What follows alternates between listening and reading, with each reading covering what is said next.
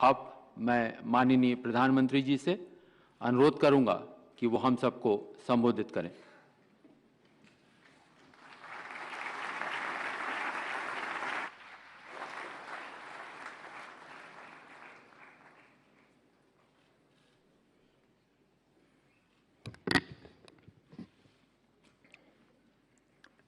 नमस्कार।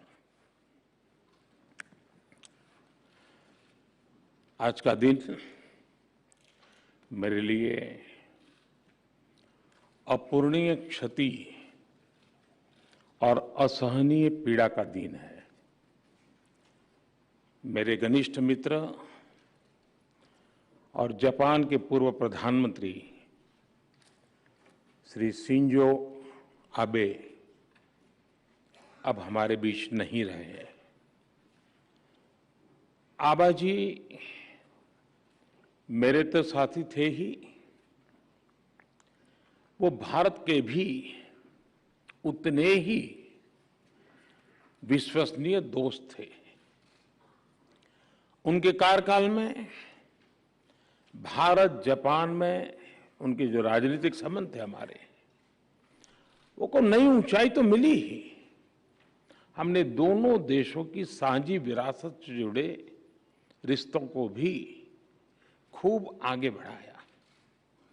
आज भारत के विकास की जो गति है, जापान के सहयोग से हमारे यहाँ जो कार्य हो रहे हैं, इनके जरिए शिंजो आबे जी भारत के जनमन में सालों तक बसे रहेंगे। मैं एक बार फिर दुखी मन से मेरे दोस्त को श्रद्धांजलि देता हूं। साथियों, आज का ये आयोजन मेरे और एक घनिष्ठ मित्र अरुण जेटली जी को समर्पित है। बीतों दिनों को याद करते हैं तो उनकी बहुत सारी बातें, उनसे जुड़े बहुत से वाक्य स्वाभाविक रूप से याद आते हैं। और यहां बहुत सारे उनके पुराने साथी मैं देख रहा हूं।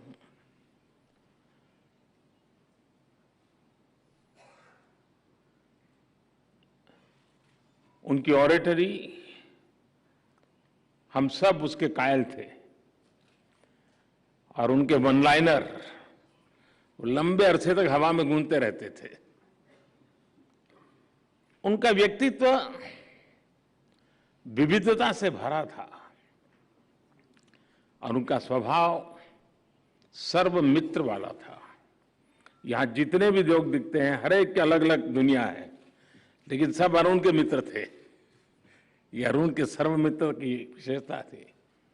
और उनके व्यक्तित्व की इस खूबी को सभी आज भी याद करते हैं और हर कोई अरुण की कमी महसूस करता है।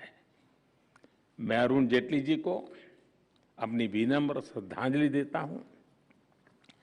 साथियों, अरुण जी की स्मृति में इस लेक्चर का जो विषय रखा गया है, growth through inclusivity, inclusivity through growth, वो सरकार की डेवलपमेंट पॉलिसी का मूल मंत्र है।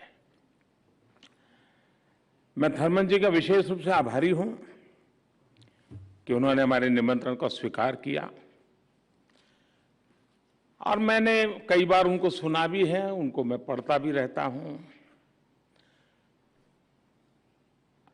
उनकी बातों में, उनके अध्ययन में, वो सिर्फ भारत में ही बोलते हैं तब नहीं, दुनिया के अन्य देशों में भी जब जाते हैं तो काफी रिसर्च करते हैं। लोकल टच उनकी हर एकेडमिक थिंकिंग में, उनकी फिलॉसफी में बहुत सटीक तरीके से वो उसको नीट करते हैं। आज भी हम सब ने अनुभव किया, बहुत ही अच्छे ढंग से उन्होंने वैश्विक परिस्थिति से लेकर के हमारे देश के बच्चों तक हमें ले आए। मैं उनका बहुत आभारी हूं, उन्होंने समय निकाला। साथियों, जिस विषय पे यहां चर्चा हो रही है, जिस विषय को लेकर के आज अरुण जेटली व्याख्यान माला का हमारा प्रारंभ हुआ है, अगर मैं इसी को सरल भाषा में कहूं तो एक प्रकार से ये थीम मेरी सीधी सादी भाषा में मैं कहूंगा सबका साथ सबका विकास।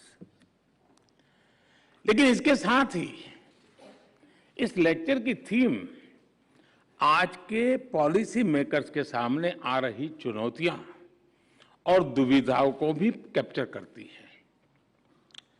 मैं आप सभी से एक प्रश्न पूछना चाहता हूं, क्या बिना इंक्लूजन के सही ग्रोथ संभव है? आप अपने आप को पूछिए, क्या बिना ग्रोथ के इंक्लूजन के बारे में सोचा भी जा सकता है? क्या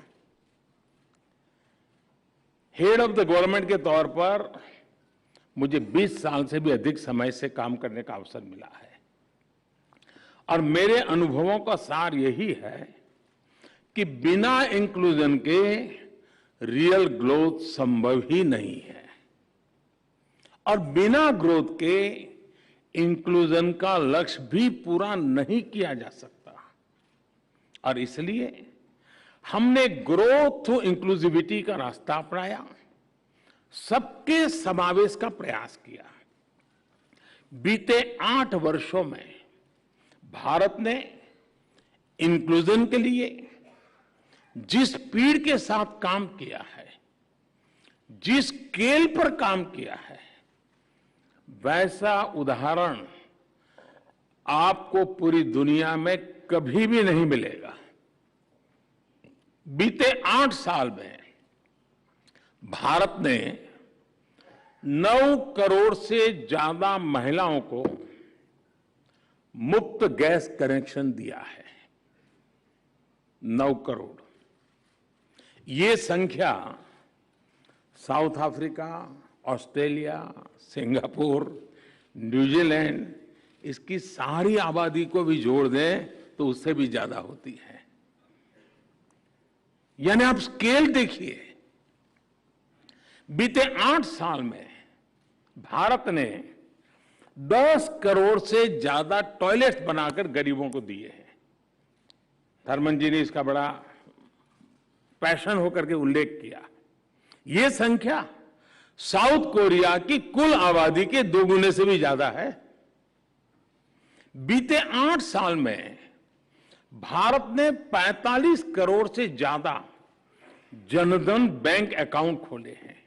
यह संख्या भी Japan, Germany, Britain, Italy, Mexico, इनकी टोटल पॉपुलेशन से भी करीब करीब उसके बराबर है। बीते 8 साल में भारत ने गरीबों को 3 करोड़ पक्के घर बनाकर दिए हैं। और मुझे याद है, एक बार आप ही के मंत्रिपरिषद के साथ ही ईश्वरन से मेरी बात हो रही थी, सिंगापुर के मिनिस्टर। जब मैं उनको ये स्केल बताता था हाउसिंग का, तो ईश्वरन ने मुझे कहा, तो आपको तो हर महीने एक नया सिंगापुर बनाना पड़ेगा। मैं आपको growth through inclusivity, inclusivity through growth का एक और उदाहरण देना चाहता हूं। भारत में कुछ साल पहले हमने आयुष्मान भारत योजना शुरू की थी, जिसका उल्लेख धर्मन जी ने किया और आने वाले प्रमुख सेक्टर में उन्होंने हेल्थ सेक्टर की चर्चा भी की है। इस योजना की वजह से 50 करोड़ से ज्यादा गरीबों को अच्छे से अच्छे अस्पताल में और हिंदुस्तान में कहीं भी 5 लाख रुपए तक का मुफ्त इलाज मिलना सुनिश्चित हुआ है। 50 करोड़ लोगों को 5 लाख रुपए तक मुफ्त इलाज। बीते 4 साल में आयुष्मान भारत की वजह से देश के 3.5 करोड़ से ज्यादा लोगों ने अपना मुफ्त इलाज कराया है। हमने इस योजना में इंक्लूजन पर फोकस किया। गरीब से गरीब जो है, आखिर की पंक्ति में बैठा हुआ है, उसको भी आरोग्य के संबंध में आवश्यक अच्छी सुविधा मिले। और समय के साथ हमने देखा है वो पहलू तो इंक्लूजन का है, लेकिन समय ने ये बताया है कि इससे ग्रोथ का रास्ता भी बनता चला गया। जो पहले एक्सक्लूडेड थे वो विकास की मुख्य धारा से जुड़े, तो डिमांड भी बढ़ी और ग्रोथ के लिए अपॉर्चुनिटी का भी विस्तार हुआ। जब भारत की 1/3 आबादी जो पहले बेहतर हेल्थ केयर की सुविधाओं से दूर थी, उसे इलाज की सुविधा मिली, तो इसका सीधा प्रभाव यह हुआ कि हेल्थ केयर कैपेसिटी को उसी हिसाब से खुद को मजबूत करना पड़ा। मैं आपको बताता हूं कि आयुष्मान भारत योजना ने कैसे पूरे हेल्थ केयर सेक्टर को ट्रांसफॉर्म कर दिया है। 2014 से पहले हमारे देश का औसत था, एवरेज 10 साल में करीब 50 मेडिकल कॉलेज बना करते थे। 10 साल में 50 मेडिकल कॉलेज, इतने बड़े देश में।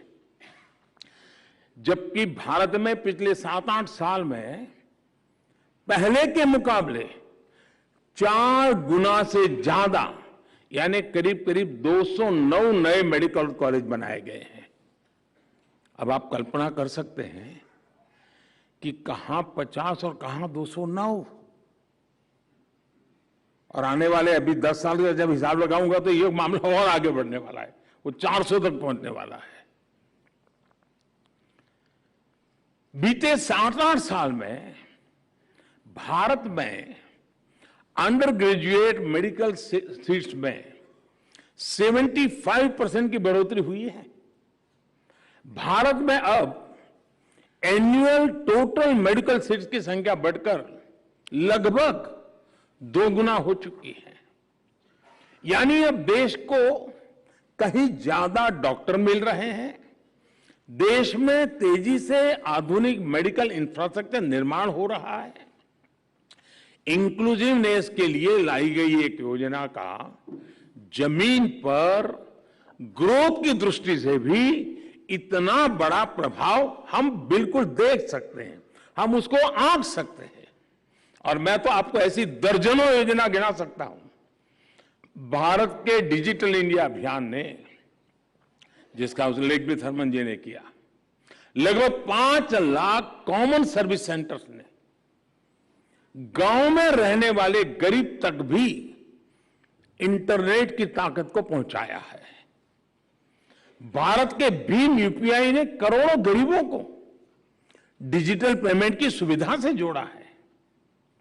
भारत की स्वनिधि योजना ने रेहड़ी पटरी वाले साथियों को बैंकिंग व्यवस्था से जुड़ने का अवसर दिया है। जो हमारे यहां नगर पालिका में, महानगर पालिका में जो रेहड़ी पटरी वाले होते हैं, जिनके साथ हमारा रोज का नाता होता है, बैंक मैनेजर होगा, उसके घर में रोज रेहड़ी पटरी वाला माल देता होगा, लेकिन उसको बैंक में जगह नहीं होगी। यह हाल था। आज हमने इसको जोड़ दिया है। उसी प्रकार से भारत ने एक बहुत बड़ा काम किया है। दुनिया उस पर काफी कुछ इन दिनों जो अर्थशास्त्री लोग हैं वो लिख भी रहे हैं, बड़ी बड़ी एजेंसियां उसका रेटिंग भी कर रहे हैं। भारत का एक इनिशिएटिव है एस्पिरेशनल डिस्ट्रिक्ट प्रोग्राम। देश के 100 से ज्यादा जिलों में रहने वाले करोड़ों साथियों को अपलिफ्ट कर रहा है। और ये एस्पिरेशनल डिस्ट्रिक्ट की कल्पना ये है कि हिंदुस्तान के और जिलों की तुलना में जो पीछे रह गए हैं, उनकी आकांक्षाओं को हम एड्रेस करें, उनको उस राज्य की टॉप पोजीशन की बराबरी तक ले आए और फिर धीरे धीरे उसको नेशनल टॉप की बराबरी तक ले आए। साथियों, इसका इतना बड़ा पॉजिटिव इंपैक्ट हुआ है और एक प्रकार से इन 100 डिस्ट्रिक्ट का इंक्लूजन हो रहा है डेवलपमेंट की दुनिया में। भारत की राष्ट्रीय शिक्षा नीति और एक बहुत बड़ा पैराडाइम शिफ्ट है और शिक्षा पर भी थर्मन जी ने काफी बल दिया अपनी बातचीत में। भारत की राष्ट्रीय शिक्षा नीति मातृभाषा में, मदर टंग में पढ़ाई पर जोर दे रही है। जो अंग्रेजी नहीं जानता, जो एक्सक्लूडेड है, उसे अब मातृभाषा में पढ़कर आगे बढ़ने का मौका मिलेगा। भारत की उड़ान योजना, इसने देश के, हमने कई हवाई पट्टियों को जीवंत कर दिया, नए एयरपोर्ट बनाए, दूर दूर टियर 2, टियर 3 सिटी में भी हम चले गए और उड़ान योजना लाए। एक फिक्स अमाउंट में हवाई जहाज में सफर की एक रचना की। भारत की उड़ान योजना ने देश के अलग अलग कोनों को हवाई मार्ग से जोड़ा है, गरीब को भी हवाई जहाज में उड़ने का हौसला दिया है।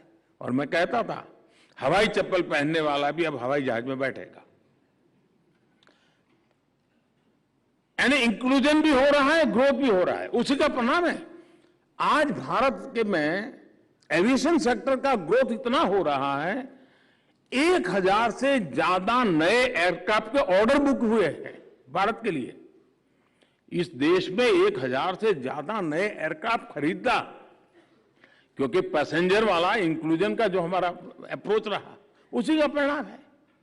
अभी थर्मन जी ने जिसकी बात की, जो मैं गुजरात में जिसको मैंने बहुत मुखरता से काम किया था, जल जीवन मिशन, देश के हर घर को पाइप वाटर सप्लाई से जोड़ रहा है, नल से जल। और उस सिर्फ वो पानी मिलता है नहीं, वो उसका समय बचाता है, कठिनाइयां बचाता है, हेल्दी कंडीशन के लिए वाटर की बहुत बड़ी भूमिका रहती है। उन सारे दृष्टि से ये मिशन बहुत बड़ा सामाजिक जीवन, और जिन्होंने बच्चों के न्यूट्रिशन का विषय किया, उसका संबंध पानी से भी है। शुद्ध पानी, पीने का शुद्ध पानी, ये भी न्यूट्रिशन के लिए, बच्चों के लिए बहुत महत्वपूर्ण विषय है। और हमारा नल से जल अभियान उस इश्यू को भी एड्रेस करने वाला का एक बड़ा महाअभियान का हिस्सा है। सिर्फ 3 साल में ही इस मिशन ने 6 करोड़ से ज्यादा घरों को पानी के कनेक्शन से जोड़ा है। भारत में मोटे तौर पर लगाया हिसाब तो 25-27 करोड़ घर है, उसमें से 6 करोड़ घरों को पानी पहुंचा दिया है जी। ये इंक्लूसिवनेस आज देश के सामान्य मानवी का जीवन आसान कर रही है, उसे आगे बढ़ने का हौसला दे रही है। और किसी भी देश के विकास में इसका कितना महत्व है, ये आप अर्थ जगत के लोग जो यहां बैठे हैं वो भली भांति इस बात को जानते हैं। मैं आपको एक और उदाहरण देना चाहता हूं। आप भी जानते हैं, और ये तो मैंने देखा है कि यूएन में भी इसकी चर्चा होती है, एसडीजी में भी उसकी डेवलपमेंट गोल के अंदर इन मुद्दों पर चर्चा होती है। और वो कह रहा है, दुनिया में दशकों से अनेक देशों में प्रॉपर्टी राइट्स ये बहुत बड़ा इश्यू बना हुआ है। और जब प्रॉपर्टी राइट्स की बात करते हैं, तब समाज के जो आखिरी लोग होते हैं वो सबसे ज्यादा वल्नरेबल होते हैं, उनके पास कोई दस्तावेज नहीं होता है, सबसे ज्यादा मुसीबतें उनको झेलनी पड़ती है। लेकिन आपको जानकर के खुशी होगी कि भारत ने इस दिशा में जिस तेजी से काम किया है वो अभूतपूर्व है। और मैं मानता हूं दुनिया के एकेडमिशियंस, दुनिया के इकोनॉमिस्ट इस विषय को अध्ययन करेंगे और दुनिया के सामने इस विषय को प्रस्तुत करेंगे कि स्वामित्व योजना के माध्यम से देश के ग्रामीण क्षेत्र में घरों और इमारतों की मैपिंग का काम बड़े पैमाने पर चल रहा है। अभी तक भारत के 1.5 लाख गांवों में ये काम हम ड्रोन की मदद से करते हैं। ड्रोन से सर्वे होता है और टेक्नोलॉजी का भरपूर उपयोग होता है और पूरा गांव वहां मौजूद रहता है जब ये सारी प्रोसेस होती है तब। और 1.5 लाख से अधिक कामों में ड्रोन से ये सर्वे पूरा किया जा चुका है। और 37,000 स्क्वायर किलोमीटर, आप कल्पना करिए, ड्रोन के माध्यम से 37,000 स्क्वायर किलोमीटर जमीन की मैपिंग का काम हो चुका है, मतलब उन घरों से जुड़ी हुई जमीन वाला। और 80 लाख से ज्यादा लोगों के लिए प्रॉपर्टी कार्ड बनाए जा चुके हैं। और ये भी जो मालिक है उसकी सहमति से होता है, उसके साथ विचार विमर्श होता है, उसके अड़ोस पड़ोस के लोगों के साथ विचार विमर्श होता है। एक लंबी प्रक्रिया है। और इसका मतलब यह हुआ कि इससे गांव के लोगों को बैंक लोन मिलना आसान हुआ है, उनकी जमीन अब कानूनी विवादों से भी बच रही है।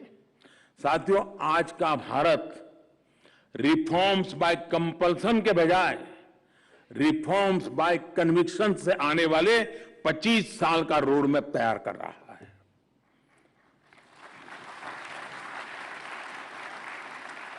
देश आजादी के 100 साल मनाएंगे तब देश कहां होगा, इस लक्ष्य को लेकर के हम आज रोड मैप बना करके आगे बढ़ रहे हैं। दशकों पहले देश ने ये देखा था कि जब कोई रिफॉर्म मजबूरी में होता है तो उसके इंस्टीट्यूशनलाइज होने की उम्मीद कम रहती है। जैसे ही मजबूरी खत्म होती है वैसे ही रिफॉर्म भी भुला दिया जाता है। रिफॉर्म जितने जरूरी होते हैं उतना ही जरूरी वो एनवायरनमेंट होता है, मोटिवेशन होता है। पहले भारत में बड़े रिफॉर्म तभी हुए जब पहले की सरकारों के पास कोई रास्ता ही नहीं बचा था। हम रिफॉर्म्स को नेसेसरी इविल के रूप में नहीं बल्कि एक विन विन चॉइस के रूप में मानते हैं, जिसमें राष्ट्रहित भी है, जनहित भी है। इसलिए बीते 8 सालों में हमने जो भी रिफॉर्म्स किए, उन्होंने नए रिफॉर्म्स के लिए रास्ते तैयार किए हैं। अरुण जी आज यहां भी जहां भी होंगे वो संतुष्ट होंगे कि वो जिस मिशन में भागीदार रहे उसका लाभ आज देश को मिल रहा है। जीएसटी हो या आईबीसी, इनको लेकर सालों तक चर्चा हुई, आज इनकी सफलता हमारे सामने है। कंपनीज एक्ट को डीक्रिमिनलाइज करना हो, कॉरपोरेट टैक्सेस को कॉम्पिटिटिव बनाना हो, स्पेस, कोल माइनिंग और एटॉमिक सेक्टर्स में को खोलना हो, ऐसे अनेक रिफॉर्म आज 21वीं सदी के भारत की सच्चाई है।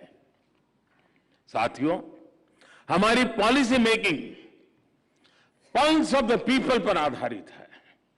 हम ज्यादा से ज्यादा लोगों को सुनते हैं, उनकी आवश्यकता, उनकी आकांक्षाओं को समझते हैं। इसलिए हमने पॉलिसी को पॉपुलिस्ट इंपल्सिस के दबाव में नहीं आने दिया।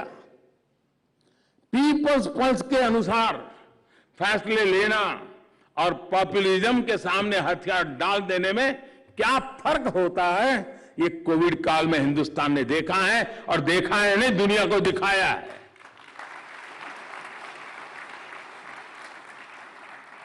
बड़े बड़े अर्थशास्त्री क्या कह रहे थे पैंडेमिक के समय? जब पैंडेमिक आई तो पूरी दुनिया में बड़े बेल आउट पैकेज के लिए, डिमांड ड्रिवन रिकवरी के लिए पॉपुलिस्ट इंपल्स था, हम पर भी दबाव था और हमारी आलोचना होती थी, ये कुछ कर नहीं रहे, कुछ दे नहीं रहे, पता नहीं क्या कुछ हमारे लिए कहा गया। ये भी कहा गया कि लोग चाहते हैं, एक्सपर्ट ये चाहते हैं, बड़े बड़े विद्वान ये चाहते हैं, लेकिन भारत दबाव में नहीं आया। उसने एक अलग अप्रोच अपनाई और बहुत समझदारी के साथ, शांत मन से अपनाई। हमने पीपल फर्स्ट अप्रोच के साथ गरीब को सुरक्षा दी, महिलाओं, किसानों, एमएसएमई पर ध्यान दिया।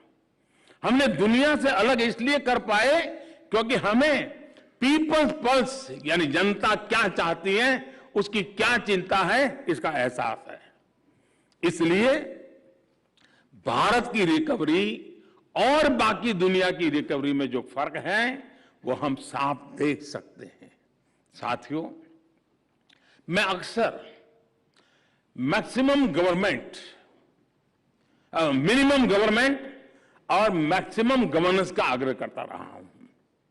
हमारी सरकार ने ऐसे 1,500 कानूनों को खत्म कर दिया है जो लोगों के जीवन में अनावश्यक रूप में दखल दे रहे थे। 1,500 कानून।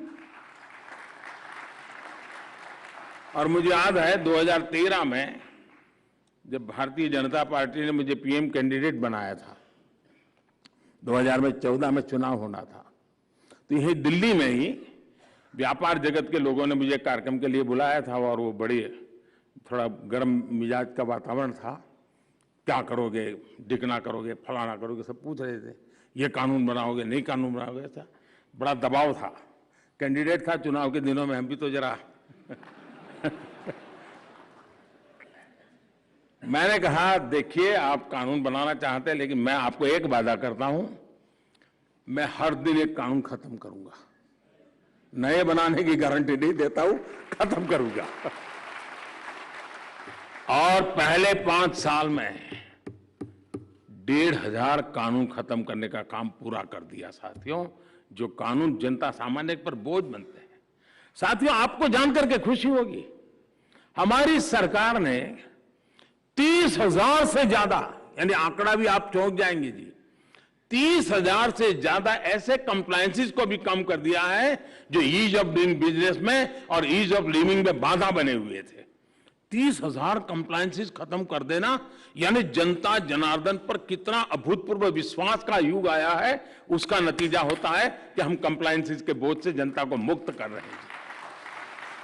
और मैंने लाल किले पर से कहा था कि मैं चाहता हूं सरकार लोगों की जिंदगी से जितनी बाहर चली जाए हमें निकालनी है। लोगों की जिंदगी में सरकार सरकार सरकार सरकार का प्रभाव कम से कम हो, लेकिन जिसको सरकार की जरूरत है उसको सरकार का अभाव न हो, ये दोनों विषय को लेकर के चलने का हमने प्रयास किया है।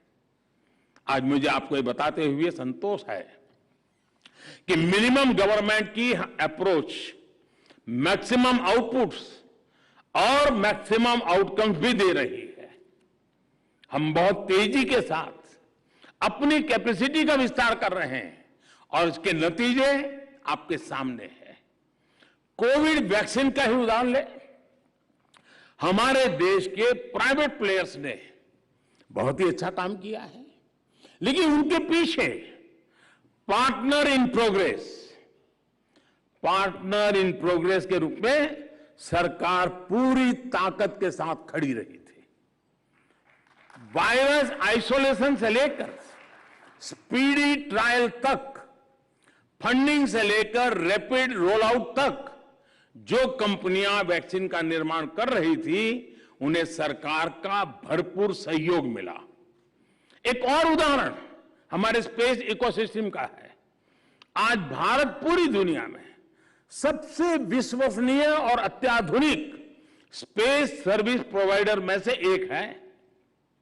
इस क्षेत्र में भी हमारा प्राइवेट सेक्टर इकोसिस्टम बहुत ही बेहतरीन काम कर रहा है, लेकिन उनके पीछे भी पार्टनर इन प्रोग्रेस के रूप में सरकार की पूरी शक्ति है जो उन्हें हर सुविधा और जानकारी उपलब्ध करने में मदद कर रही है। जब हम भारत के डिजिटल पेमेंट इकोसिस्टम का उदाहरण लेते हैं तो हमारे यहां फिनटेक के साथ ही डिजिटल पेमेंट से जुड़े कई प्लेयर्स हैं, लेकिन यहां भी देखें तो इनके पीछे जेम ट्रिनिटी, रुपे, यूपीआई और सपोर्टिव पॉलिसीज का मजबूत आधार है। यहां मैंने केवल कुछ उदाहरण आपके सामने रखे हैं, लेकिन मैं इन्हें दुनिया के लिए एक रिसर्च का विषय मानता हूं। एकेडमिक वर्ल्ड को गहराई में जाने के लिए निमंत्रण देता हूं। दुनिया भर के इकोनॉमिस्ट को मैं निमंत्रित करता हूं। आइए उसकी बारीकियों को देखिए। इस विशाल देश, अनेक विविध आवश्यकताएं, उन सब के बावजूद भी हम किस प्रकार से आगे बढ़ रहे हैं। एक प्रकार से देखें तो अब सिर्फ प्राइवेट सेक्टर या सरकारी वर्चस्व वाले एक्सट्रीम मॉडल्स की बातें पुरानी हो चुकी हैं। अब समय है कि सरकार की प्राइवेट सेक्टर को पार्टनर इन प्रोग्रेस मानकर उन्हें प्रोत्साहित करें और हम इसी दिशा में आगे बढ़ रहे हैं। साथियों, सबको साथ लेकर चलने, देश के पब्लिक और प्राइवेट दोनों सेक्टर्स पर भरोसा करने की यही स्पिरिट है जिसके कारण आज भारत में ग्रोथ के लिए अद्भुत उत्साह दिख रहा है। आज हमारा एक्सपोर्ट नए रिकॉर्ड बना रहा है। सर्विस सेक्टर भी तेजी से ग्रोथ की तरफ आगे बढ़ रहा है। पीएलआई स्कीम का असर मैन्युफैक्चरिंग सेक्टर पर दिखने लगा है। मोबाइल फोन सहित पूरे इलेक्ट्रॉनिक मैन्युफैक्चरिंग सेक्टर में कई गुना वृद्धि हुई है। आपको जानकर के आश्चर्य होगा, जब मैं इस कोरोना कालखंड में टॉय को लेकर के मैंने समिट की थी, खिलौने, तो कई लोगों को लगा हो गया ये पीएम को कभी झाड़ू की बात करता है, स्वच्छता की बात करता है, टॉयलेट की बात कर रहा है, टॉय की बात कर रहा है। कईयों को, क्योंकि अब तक हम उन बड़ी बड़ी बातों में फंसे रहे हैं, तो मेरी बातें उनके गले बैठती नहीं थी। सिर्फ खिलौनों के ऊपर मैंने ध्यान दिया, खिलौने बनाने वालों पर ध्यान केंद्रित किया, टेक्नोलॉजी पर ध्यान दिया, इनोवेशन पर ध्यान दिया, फाइनेंशियल सेक्टर की तरफ ध्यान दिया। अभी तो 2 साल पूरे नहीं हुए हैं। मेरे देशवासी गर्व करेंगे कि टॉयज का इंपोर्ट इतने कम समय में इतना घट गया, वरना हमारे यहां हर घर में खिलौना विदेशी हुआ करता था जी। वो इतना इंपोर्ट कम हुआ है। इतना ही नहीं, भारत के खिलौने, भारत के टॉय पहले जितना इंपोर्ट होता था उससे ज्यादा आज एक्सपोर्ट होने लग गए हैं। यानी कितना बड़ा पोटेंशियल अनटैप था। जैसे आपने कहा टूरिज्म, सचमुच में मैं सहमत हूं आपसे।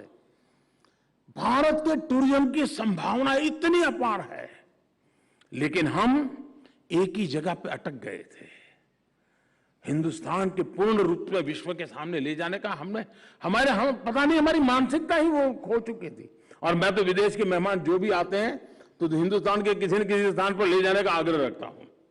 क्या मेरे टूरिज्म को, इस बार हमने योगा का कार्यक्रम किया तो 75 आइकॉनिक स्थान पर किया, ताकि लोगों को पता चले कि टूरिज्म के ऐसे ऐसे डेस्टिनेशन है हमारे यहां। टूरिज्म की संभावनाएं, आपने सही फरमाया, पूरे विश्व के लिए एक बहुत बड़ा आकर्षण का केंद्र बन सकता है भारत। साथियों, हमारी डिजिटल इकोनॉमी भी तेजी से आगे बढ़ रही है। फिजिकल और डिजिटल इंफ्रास्ट्रक्चर पर रिकॉर्ड निवेश हो रहा है। यानी हमारे ग्रोथ इंजन से जुड़ा हर सेक्टर आज पूरी क्षमता से चल रहा है। साथियों, आजादी का यह अमृतकाल भारत के लिए अनगिनत नए अवसर लेकर आ रहा है। हमारा निश्चय पक्का है, हमारा इरादा अटल है। मुझे विश्वास है हम अपने संकल्पों को सिद्ध करेंगे, 21वीं सदी में उस ऊंचाई को प्राप्त करेंगे जिसका भारत हकदार है। और जैसा थर्मन जी कुछ चैलेंजेस के लिए बता रहे थे, मैं मानता हूं चुनौतियां हैं, लेकिन अगर चुनौतियां हैं तो 130 करोड़ सॉल्यूशन भी है। ये मेरा विश्वास, और उन विश्वास को लेकर के, चुनौतियों को ही चुनौती देकर के आगे बढ़ने का संकल्प लेकर के चल रहे हैं। और इसलिए हमें इंक्लूजन का रास्ता लिया है और उसी रास्ते से ग्रोथ को भी पाने का इरादा रखा है।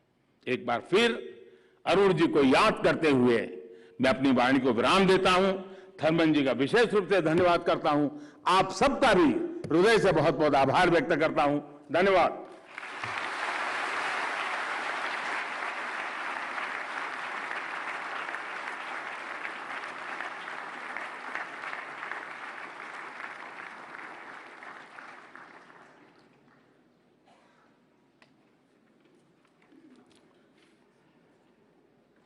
मैं माननीय प्रधानमंत्री जी का उनके इस प्रेरणादायक संबोधन के लिए धन्यवाद करता हूं, और माननीय प्रधानमंत्री जी से और सीनियर मिनिस्टर ऑफ सिंगापुर और अन्य मंत्रीगण से अनुरोध करूंगा कि वो ऑडियंस में अपना स्थान लें। I request all the dignitaries on the dais to take their place among the audience.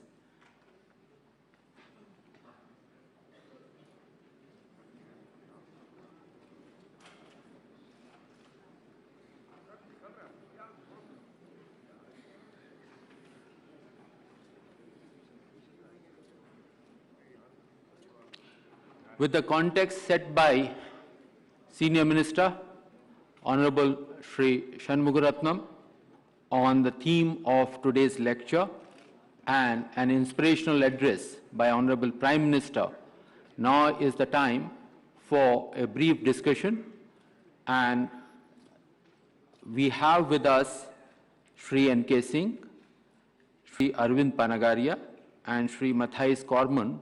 I will request all three of them to take their seats on the dais